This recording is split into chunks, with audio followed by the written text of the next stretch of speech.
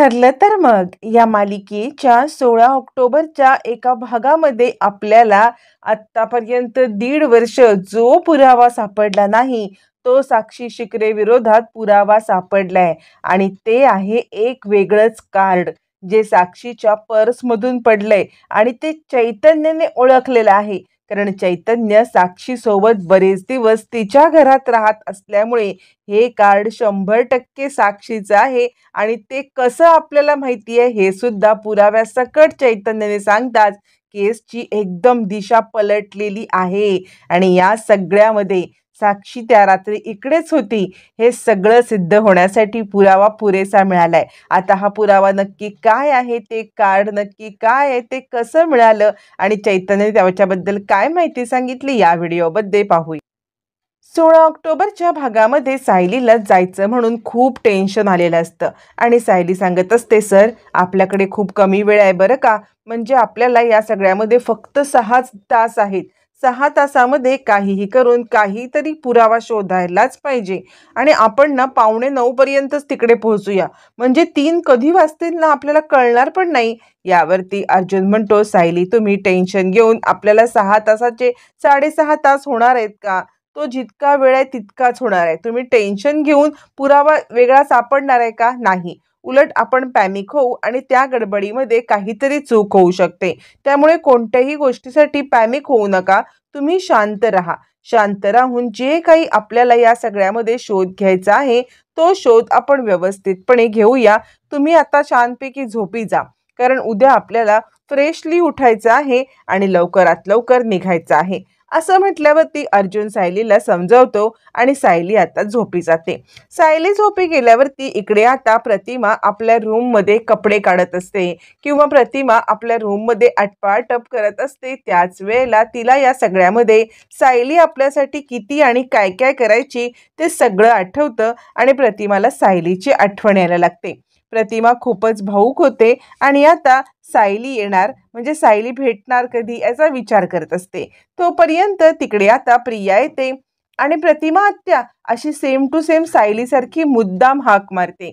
सायलीसारखी हाक मारल्यावरती मग मात्र इकडे आता पटकन प्रतिमा पाहते, सायली असं म्हणते. त्यावरती मग मात्र प्रिया म्हणते, अगं नाही, म्हणजे मला वाटलंच होतं, तू विचार करतेस म्हणजे तू सायलीचाच विचार करत असशील, म्हणून मी मुद्दाम तुला सायलीसारखीच हाक मारली.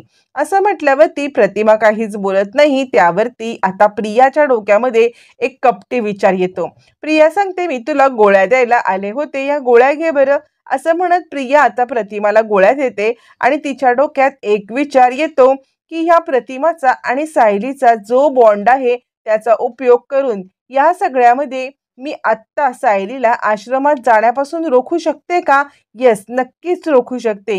या बॉन्डचा असा कधी उपयोग होईल असं मला वाटलं पण नव्हतं, पण या बॉन्डचा उपयोग करून मला प्रतिमाला या सगळ्यामध्ये सायलीला आता थांबवण्यासाठी उपयोग करायला पाहिजे.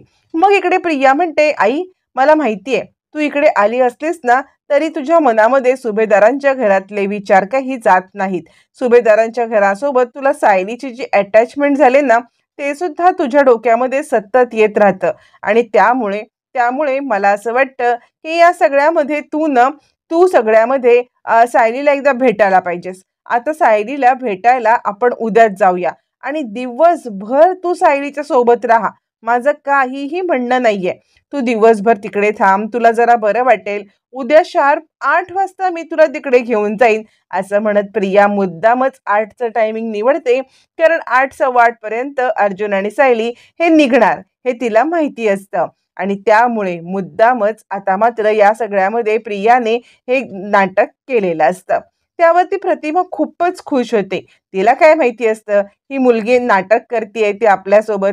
त्यामुळे प्रतिमा खुश होते आणि ठीक आहे, उद्या आपल्याला सायलीच्या सोबत जायला भेटणार किंवा सायलीच्या सोबत राहायला मिळणार, म्हणून प्रतिमाला खूपच आनंद झालेला असतो. आणि त्यानंतर प्रियाची नाटकं मात्र आता इकडे सुरू झालेली असतात. प्रिया या सगळ्यामध्ये आता मात्र प्रतिमाला घेऊन सुभेदारांच्या घरामध्ये लवकरच 8च्या आधीच जाऊन पोहोचण्याचा निर्णय घेते, जेणेकरून चुकून सुद्धा सायली तिकडून बाहेर पडायला नको. इकडे आता इकडे कल्पना सांगत असते, सायली तू ब्रेकफास्ट केलास का? सायली म्हणते, नाही, मी आता ना तिकडे निघालेले आहे ना त्यामुळे ब्रेकफास्ट वगैरे करायची मला आत्ता नको हे आहे, मला भूकच नाहीये. यावरती पूर्णाजी म्हणते, हे बघ, काम तर करायचं आहेच तुला, पण या सगळ्यामध्ये कामासोबत तब्येतीची हेळसांड करून चालणार नाही. काहीही झालं तरी तब्येतीची हेळसांड झालेली मला चालणार नाही. तू खाऊन घे बरं काहीतरी. आणि मी देवी आईकडे प्रार्थना करणार आहे की तुम्हाला आज काहीही झालं तरी आश्रमामध्ये असा काहीतरी पुरावा सापडू दे की ज्याच्यामुळे ही केस पूर्णपणे फेल ठरू दे आणि आता महिपत शिकरे याची कारस्थानं उघडी पडू दे. अशी आता देवाकडे प्रार्थना करत पूर्णाजी सायली अर्जुनला पुरावा मिळण्यासाठी प्रार्थना करत असताना इकडे आता प्रिया येते प्रतिमाला घेऊन आणि प्रतिमाला घेऊन आल्यावरती सगळ्यांना जबरदस्त आनंद होतो.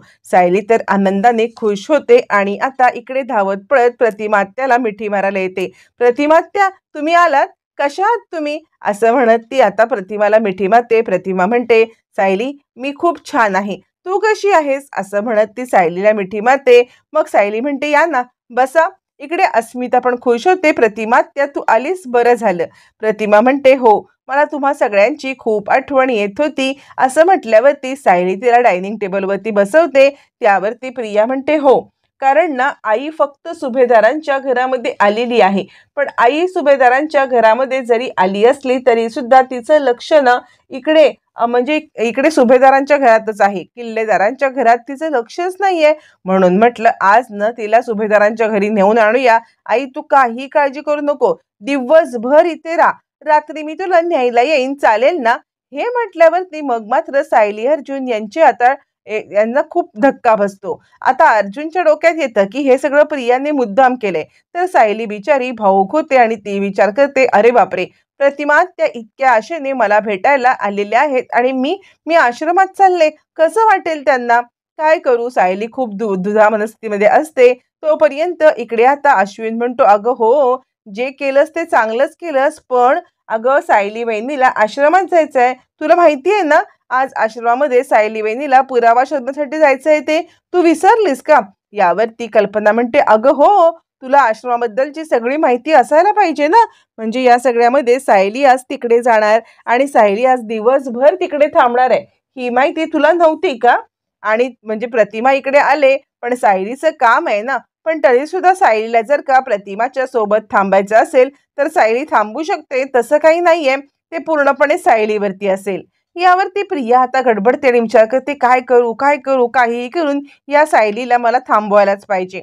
यावरती कल्पना म्हणते, सायली हा निर्णय तुझा असणार आहे, तू ठरव काय करायचं ते. सायलीला हा निर्णय खूप अवघड जात असतो. म्हणजे प्रतिमात्या भेटायला आले आणि तिला सोडून जायचं हा निर्णय पटत नसतो, पण आजचा 6 तासाचा वेळ घालवणं हे पण पटत नसतं, कारण हे 6 तास पुन्हा आयुष्यात येणार नसतात. त्याच वेळेला सायलीची द्विधा मनस्थिती ओळखत प्रतिमाच या सगळ्यामध्ये सोल्युशन काढते आणि प्रतिमा म्हणते, सायली तुझं खूप महत्वाचं काम आहे ना. सायली म्हणते, हो प्रतिमात्या. यावरती प्रतिमा म्हणते, मग तू जा, मी पुन्हा कधीतरी तुला नक्की भेटायला येईन. हे बघ, तुझं काम जे महत्वाचं आहे ते कर, मी कधीही तुला भेटायला येऊ शकते, असं म्हणत प्रतिमा सायलीला या सगळ्यामध्ये जायला सांगते. सायली म्हणते, खरंच प्रतिमात्या, जाऊ का मी. प्रतिमा म्हणते, हो, मनामध्ये कोणतंही हे ठेवू नकोस आणि जा. इकडे प्रियाचा चेहरा पडतो, काय आहे ही, म्हणजे हिला मी आणलं होतं कशाला. हिला आणलं होतं की या सगळ्यामध्ये सायलीला अडवेल, सायलीला इमोशनली ब्लॅकमेल करेल, थांब माझ्यासोबत, मला तुझ्याशी बोलायचं आहे, हे असं तसं काहीतरी बोलेल. पण हिचं काय चाललंय, हिचं तर हे चाललंय की हिला या सगळ्यामध्ये आता मात्र सायली सायली सायलीच करत बसायचंय आणि सायलीला या सगळ्यामध्ये तिला पाठवायचंय. सगळा प्लॅन माझा फ्लॉप करून टाकला. सायली म्हणते, खरंच प्रतिमा त्या तुम्ही खूपच ग्रेट आहात आणि खरं सांगू का, तर आज तुमच्या येण्याचं इकडे प्रयोजन हे असेल की मी चांगल्या कामासाठी चालले ना, तर मला तुमचा आशीर्वाद मिळेल, असं म्हणत सायली आणि अर्जुन प्रतिमाचा आशीर्वाद घेतात आणि आपल्या कामासाठी निघतात. आता सायली अर्जुन आपल्या कामासाठी म्हणजे आता पुरावा शोधण्यासाठी निघून गेल्यावरती इकडे कल्पना म्हणते, प्रतिमा आपल्याला पूर्ण दिवस गप्पा मारायला मिळणार आहेत, आज खूप मनमोकळ्या गप्पा मारूया, चालेल ना. प्रतिमा सुद्धा हसून होकार देते. मग आता इकडे पूर्णाजी, कल्पना, विमल सगळेजण खुश होतात आणि आता प्रतिमा सोबत गप्पा मारायला सगळेजण सज्ज असतात. प्रतिमा पण या सगळ्यामध्ये सायली गेली म्हणून उदास न होता बाकी घरच्यांच्या सोबत गप्पा मारायला रेडी होते. तोपर्यंत सायली अर्जुन दोघं जण बाहेर येतात. सायली अर्जुन बाहेर आल्यावरती बाहेर ऑलरेडी चैतन्य त्यांची वाट पाहत असतो. चैतन्य सुद्धा त्यांच्यासोबत आश्रमात जाणार असतो. त्यावरती तो म्हणतो, काय झालं सायली वहिनी, तुम्ही इतक्या भाऊक का झालात? यावरती सायली सांगते, आतमध्ये ना प्रतिमा आत्या आल्यात. म्हणजे प्रतिमा आत्या खरं तर मला भेटायला आल्या आणि त्यांना तिथेच तसं ठेवून मला असं जावं लागतंय. त्यामुळे मला खूप वाईट वाटतंय. इतक्या आवडीने त्या मला भेटायला आल्या आणि मी त्यांना एकटीला ठेवून चालले. यावरती चैतन्य म्हणतो, असं अचानकपणे प्रतिमा आत्या आल्या? यावरती मग मात्र आता इकडे अर्जुनचं वकिली डोकं चालू लागतं आणि अर्जुन म्हणायला लागतो, मला तर या सगळ्यामध्ये ना डाऊट आहे. यावरती सायली म्हणते, सर तुम्हाला कसला डाऊट आलाय? यावरती अर्जुन म्हणतो, डाऊट म्हणजे मला प्रतिमा आत्या इकडे आले ना त्याच्यावरती आलाय. त्यावरती सायली म्हणते, सर तुम्ही प्रतिमा आत्यावरती पण डाऊट घेताय सिरियसली? यावरती अर्जुन म्हणतो, नाही नाही, माझा प्रतिमा आत्यावरती डाऊट नाहीच आहे. माझा डाऊट आहे तो म्हणजे तिची मुलगी आहे ना तन्वी, तिच्यावरती. सायली म्हणते, काय बोलताय तुम्ही? तिच्यावरती कसला डाऊट? यावरती आता इकडे अर्जुन म्हणतो, तन्वी आहे ना तन्वी, तिला असं माहिती होतं की आज आपण जाणार आहोत आश्रमात.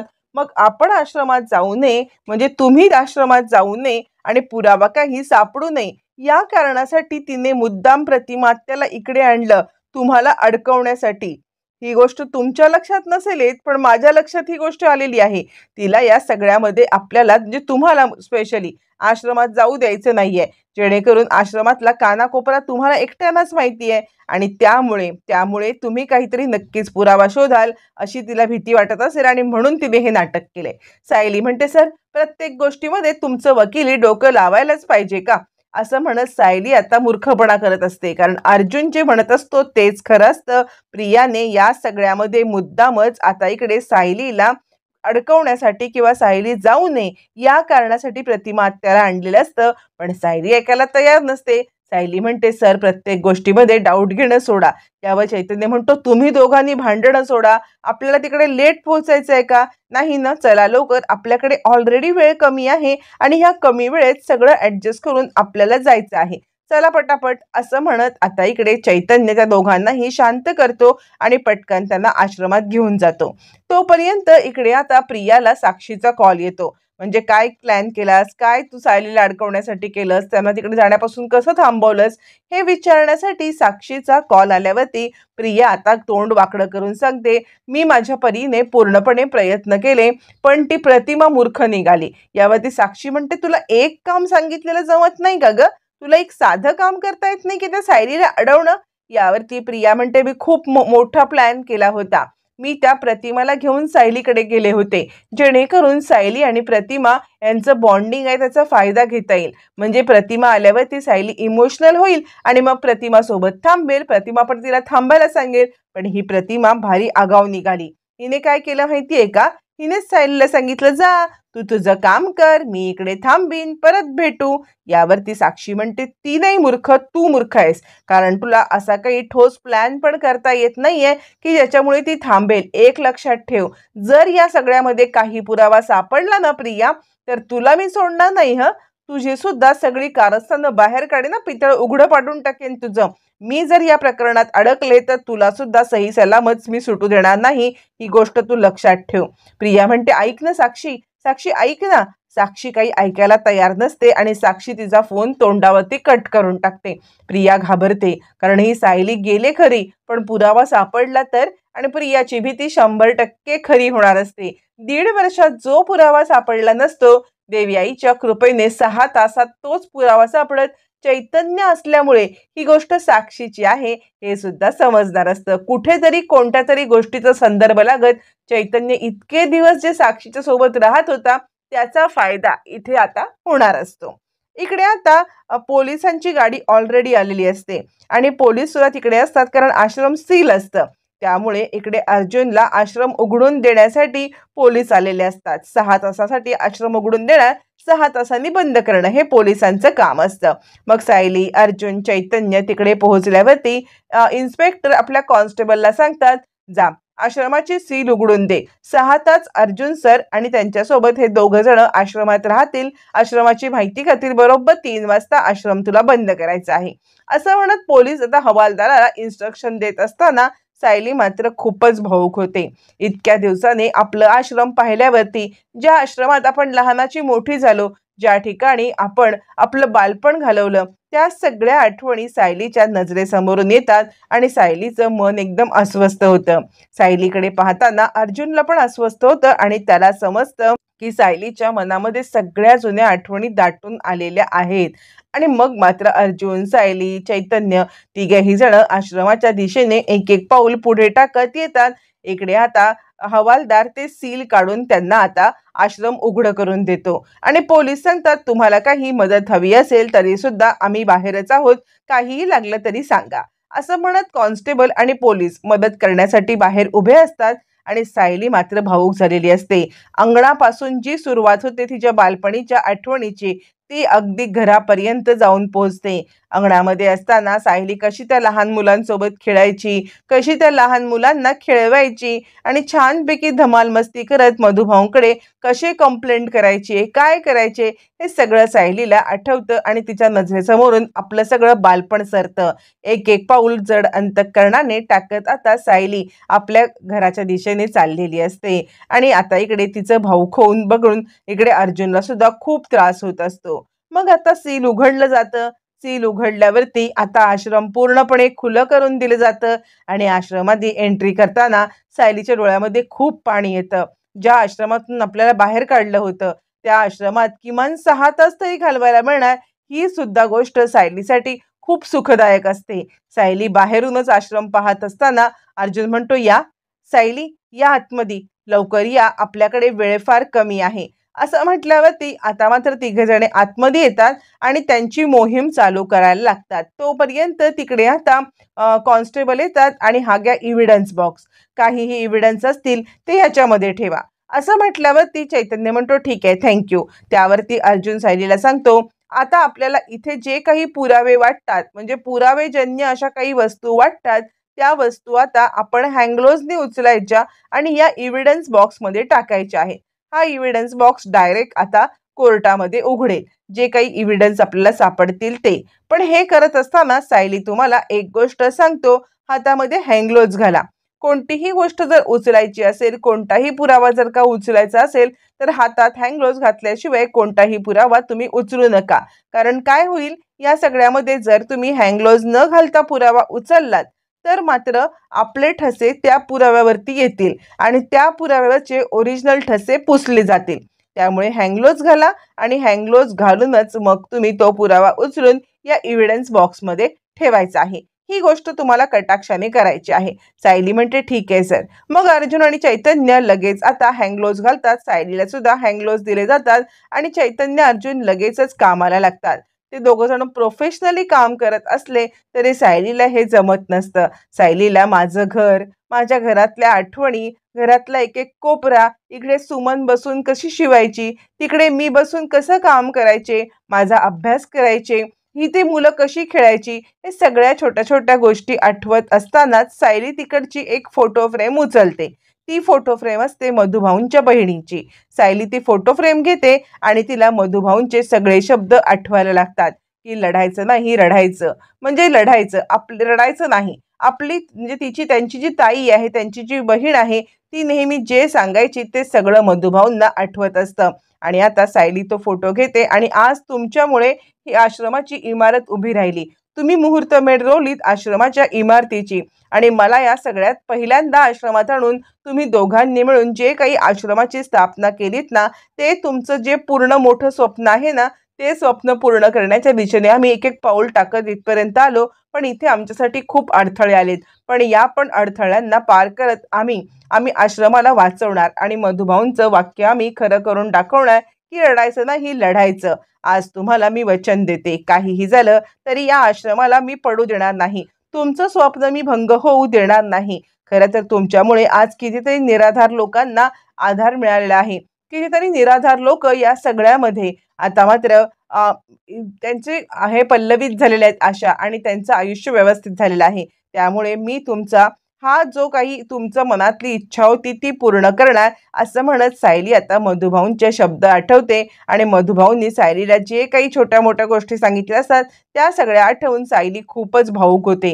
हातामध्ये मधुभाऊंच्या बहिणीचा फोटो घेत ती स्वतःलाच एक वचन देते, किती काही झालं तरी या आश्रमाबद्दल असलेल्या मधुभाऊंच्या इच्छा आकांक्षा, मधुभाऊंच्या बहिणीच्या इच्छा आकांक्षा या मी पूर्ण करणार. आणि ते म्हणजे ते कधी साध्य होईल, तर मला आश्रम वाचवायला लागेल, यासाठी मला पुरावा शोधलाच पाहिजे. असं म्हणत भावूक झालेली सायली आता खूप रडते, अश्रू पुसते, कंबर खोचून पुरावा शोधायला तयार होते. इकडे अर्जुन चैतन्यने पुरावा शोधायला ऑलरेडी सुरुवात केलेली असते, पण सायलीचं मन अजून आश्रमातून काही बाहेर आलेलं नसतं.